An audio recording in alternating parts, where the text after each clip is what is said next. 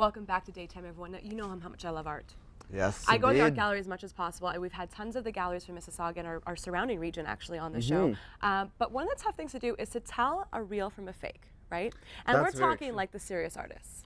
Indeed, and you know, my folks are big into antiques, big into art collection, and Oh, cool. sometimes they get a great deal and they get an original, but sometimes, you know, You not never so know. much. I like to say it's hard to figure out what the Jackson Pollock is and just like the Jackson Joe Schmo splatter paint, because sometimes they look exactly the same. So to help us buy art and tell us a little bit more about art that we can purchase at a great event that's coming up this week is Joseph. Welcome to the show, Joseph. Thanks for being here. The event is the 16th annual Winter Antique Sale at Sherway Gardens, and of course, art is going to be there as well. Welcome to the show, Joseph. There you go, Joseph. How are you? Very good, thank you. Okay, so we've got to talk about finding that perfect piece of art and knowing whether it's a fake or an original. Is it difficult, and is it hard to do for the consumer out there? It is pretty difficult because you have to know a lot.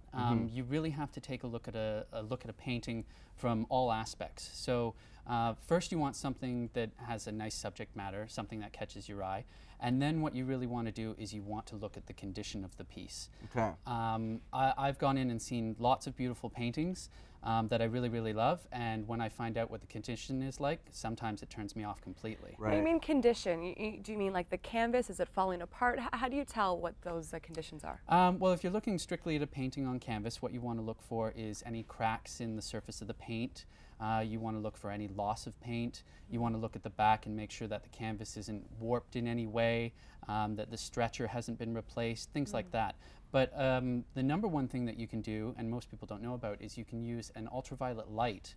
And you can take a painting into a dark room, and then that allows you to see any in-painting, which would be any type of restoration. And that the in-painting or the later touching will show up as a darker color than the original painting itself. And obviously you don't want too much retouching, or you do? No, you don't. You want as little retouching as possible. And sometimes you'll even see areas on a painting where they have wiped out the original signature and put in a new one instead. And that's one of the key things you can look at when you're trying to determine if something is fake. So Now, it's a fraud. Yeah, it's a exactly. fraud. It can be. You have to be very careful with what you buy. Now, where do you source a lot of your pieces from? And is it difficult for folks to go out there and to go to, you know, garage sales and just kind of rummage around and find original pieces? That is really, really difficult. I buy a lot from private clients. I also buy occasionally at auction. I would recommend going to a private dealer or an auction house rather than, you know, throwing the chips out and seeing if you can, you know, get a good quality Tom Thompson at a garage sale. You know what I mean? Never know. What's the ratio, though? I mean, you hear about these amazing stories about folks going out and going to a garage sale and finding an original. But those are few and far between, aren't they? They are. I mean, they do happen. I have heard word. When I was studying in Victoria, BC, there was a lady who went to a garage sale and she found 2 original Emily Carr watercolors. Wow. And she had no idea, and they ended up, she paid something like $5 or $10 for the pair of them, and they ended up being worth about $45,000 a piece. Unbelievable. So you just never know, but it's always good to educate yourself, to deal with somebody reputable, and get an idea of what to look for when you go out to purchase artwork for your home. I guess it's also important to buy what you love, right? It's always not always about the dollar sign, but you want something that's in your home that's beautiful and something that you appreciate every day. 100%. You definitely want to buy what you love, but I think it's also important that you understand what you're buying. So you got to be able to look at it for a really, really long time if you're hanging it on your wall. But you definitely want to take the time and make sure that you're getting a good quality article for down the road. Well, listen, you know how to find those fantastic original pieces, and you've brought in a couple today, which we're going to show right now. The first one, we want to talk about this Andy Warhol, because very interesting story. Tell us about it. Well, basically, I had a lady who gave me a call at the gallery, and she was asking me about a photograph, and I don't generally deal in photographs. And so when she mentioned the photograph, I just said, oh, well, you know, not really that interested in that. And she said, well, are you interested in Andy Warhol? And like a little bit? A little bit, just a little bit.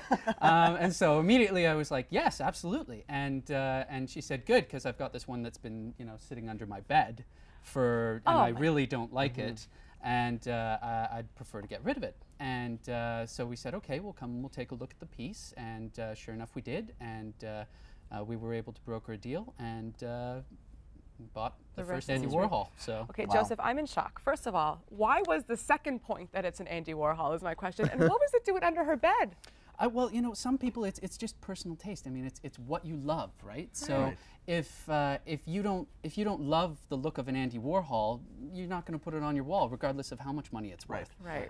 You really got to enjoy what you look at every day. And so she just decided, she inherited it from a friend and didn't like it, and so she just left it under the bed. And thank God she did, because it didn't fade at all, and it was in perfect condition. Oh, so it and it's fabulous. So it was absolutely amazing. I was dumbfounded because it was literally around the corner. You've dumbfounded me. I'm in shock. I'm really in shock. Well, I'm a huge Andy Warhol fan, so for me, that's just like Yeah. unheard of. Oh, Like, yeah. I go searching for those. How much would that go crazy. for right now? I can't really say, unfortunately, because the work is actually sold. I had to pry it from. It is. Yeah, we bought it, and it was sold to a private collector of ours, and he agreed to allow me to bring it on the show. Okay, yeah, I was gonna ask, why Wow. isn't it in his living room and in our studio this morning? It took some convincing, but he allowed me to bring it out. When so. you're advising clients that you have in terms of purchasing art, do you tell them that it is an investment and they need to look at it as an investment? I think it's important to look at it as an investment as well from the decorative art aspect, but you have to, learn about the artwork. And like any other market, art goes up and down, right? Right. So it's important to, really go out there and buy good quality pieces that are going to stand the test of time. And Andy, if you're going out and you're buying an Andy Warhol, you're not really taking that much risk. It's like going out and buying Google stock. It's a well-established name. Right. It's been around for ages. So do you compare it to that? Do you compare it to buying stock? Is it kind of similar? It's kind of similar. I mean, it's closest to the real estate market because stocks are very liquid. Art isn't as liquid, right? It takes time to find a buyer. It takes time to sell a piece of artwork. Even if you send something to auction, it takes upwards of 6 months before it either gets sold and then you get paid, 30 days later. Right. So it does take time. Well, the event is starting on the 24th and it runs all the way through the 31st. You can buy antiques, you can buy art. There's great stuff that's going to be available there. And you'll be there giving some art advice as well? I will, absolutely. Great. And it'll be at the 16th Annual Winter Antique Sale at Sherway Gardens. Again, it runs from the 24th to 31st. Thanks so much for being here today. And thanks for bringing that piece. I'm going to go look at it right now during the break. You better look at it because it's sold and It's it's going to sold. be on a living room wall soon. Oh. So Thanks this so might much, be your Joseph. last chance. Thanks so much. Thank you. Appreciate it. We'll be back after the break, guys.